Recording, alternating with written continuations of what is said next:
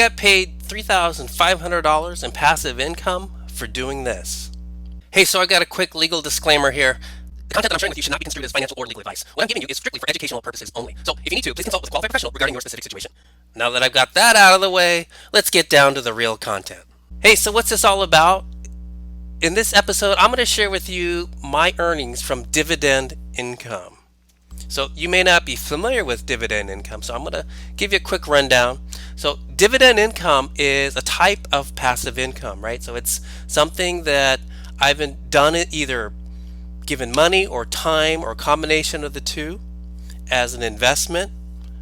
I put forth some work or put forth some of my own cash into an investment, and I receive benefits from that. And in this particular case, I'm getting dividend income. So do you know what dividend income is? If you do, leave a comment with the word yes and tell me what your definition is. If you don't know what dividend income is, leave a comment with the words no. And if you already know what it is and you're receiving it, how are you earning yours and how much are you getting? Leave a comment below and let me know. So here are my thoughts about this type of passive income. All right, so I've talked about there's lots of different types of passive income methods, right? So you can own rental property where you buy a property, you fix it up, you invested some time and effort, and then after you get it ready to go, you rent it out. And then every month you receive a check from your renters. So that's a type of passive income. You had to put a lot of money into it. You had to probably do a lot of time and effort getting it ready. And then once you've got it ready, you look for renters, you get them placed. And then now it sits there and you receive a monthly rent check, and you'll have to do some minor maintenance and do some other things associated with it. But that's one form of passive income. That's rental property. Then we have collectibles, right? So I talked about in my passive income video, if you haven't seen it, I'll leave a link below in the description, where I talk about investing in some tangible assets, right? Some things like jewelry, collectible books, artwork, things of that nature. And what you're hoping for and waiting for is that those items, that those assets will actually appreciate in value. Now, it could happen that they depreciate in value, but hopefully you made a wise choice in your investments. They go up in value so that if you turn around and you sell them, you bought them here, you sell them for here, that difference is income that you've earned that passively, right? You haven't done anything other than spend some time waiting for those assets to appreciate. Now, you spent money to get them initially, but now you're spending time hoping that they'll appreciate in value, and that's one form of passive income. And then the last one, the third one that I'll mention is the stocks and bonds, right? So how does that work?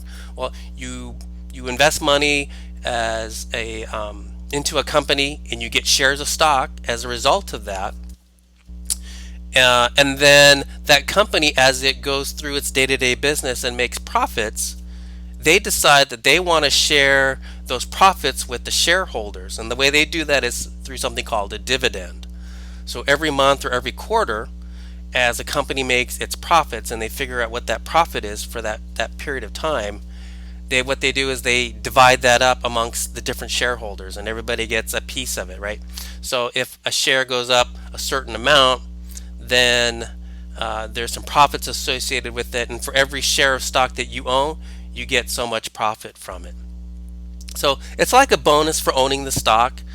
You still keep the stock ownership. You're not actually selling the stock. It's just some additional monies that you could potentially receive based on the profits of that company. Now, you could turn around later and sell that stock as well, but then you'll stop receiving the dividend income.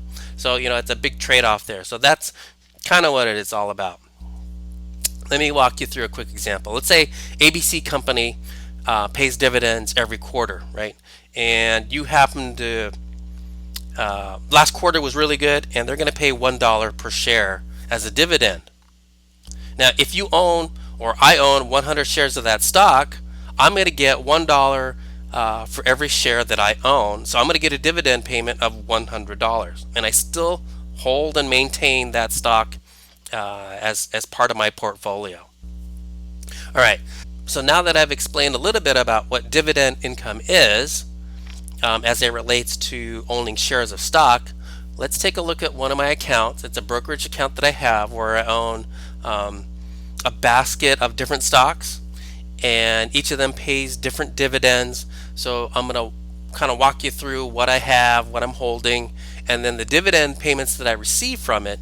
And we'll take a look at how much I've received so far. Now, it's beginning of October, so for the first 3 quarters of 2019, I'll show you what I've received. I'll share my numbers with you. You could take a look at how much I've received, and then you'll get a better sense of what's going on. So I brought up a web browser, and what I've done is logged into Vanguard. They are a financial institution that I use for, well, it's one of the financial institutions that I use to hold some of my stocks. And let me just log in real quick, and we'll get access to my account here. And then from here, once we get fully logged in, it gives me like the summary.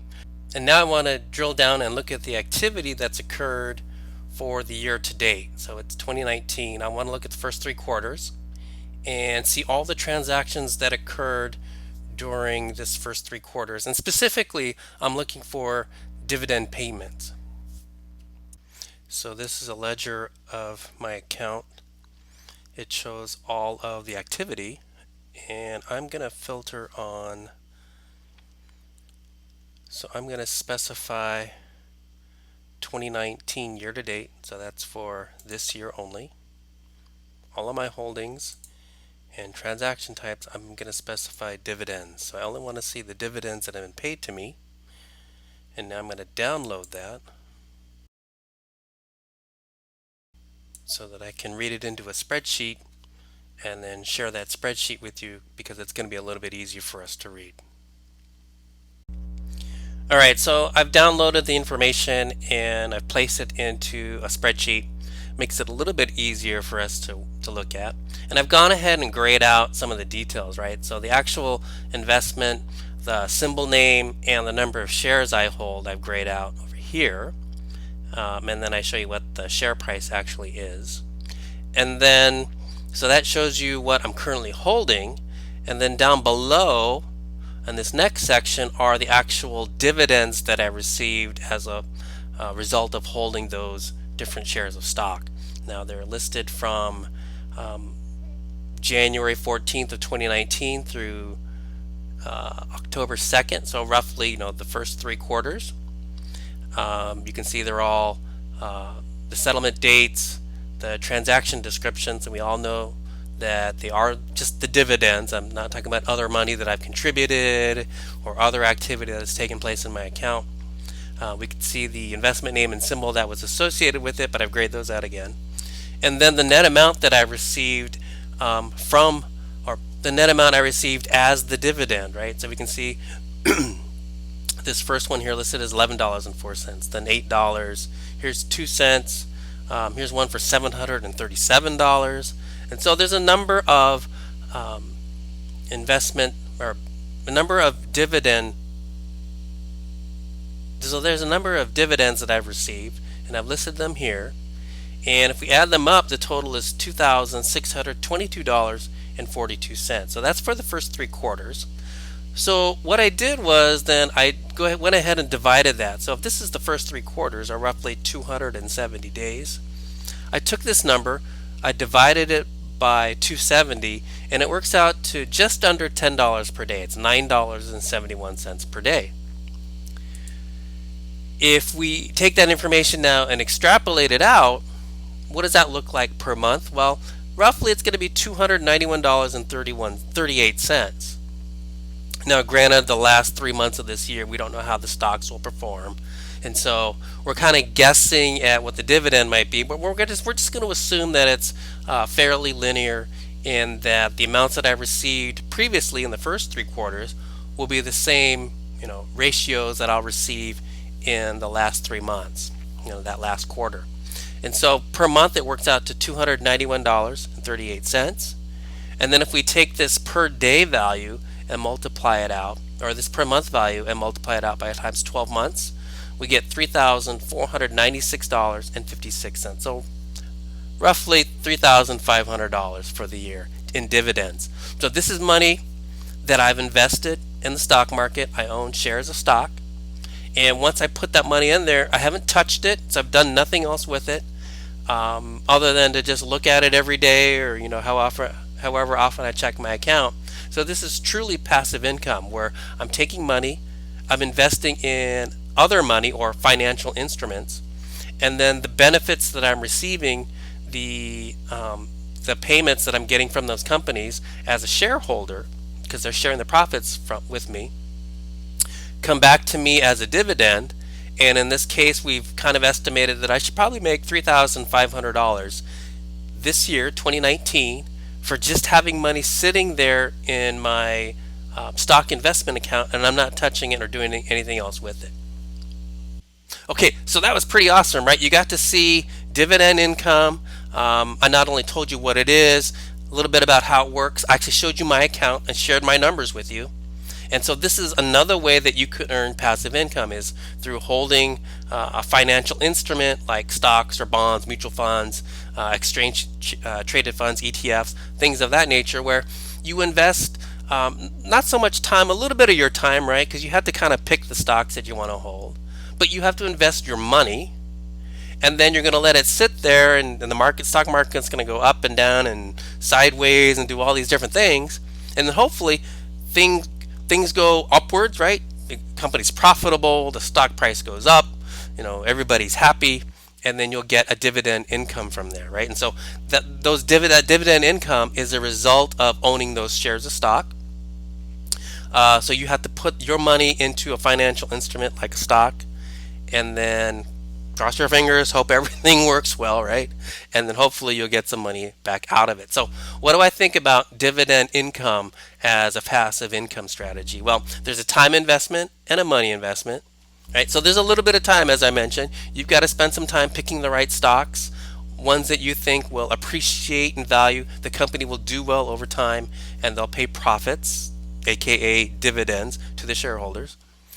But then there's also a huge money investment, right? So you have to be willing to take your cash, your hard-earned cash that you own, and invest it into a company by buying shares of stock.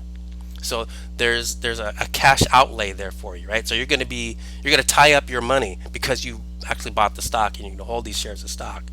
And then hopefully, like I said, the company does well, they have a profitable quarter or month or whatever it happens to be, how often they pay their dividends, and then they'll share the profits with the shareholders. All right, so if you like this video, smash the like button down below. Be sure to subscribe so you get to see all the videos that I'll be producing about working from home. And then click on the bell icon so you get notified every time I release one of these videos that talk about working from home. So you'll find out more tips, tricks, hints, and secrets about how I work from home.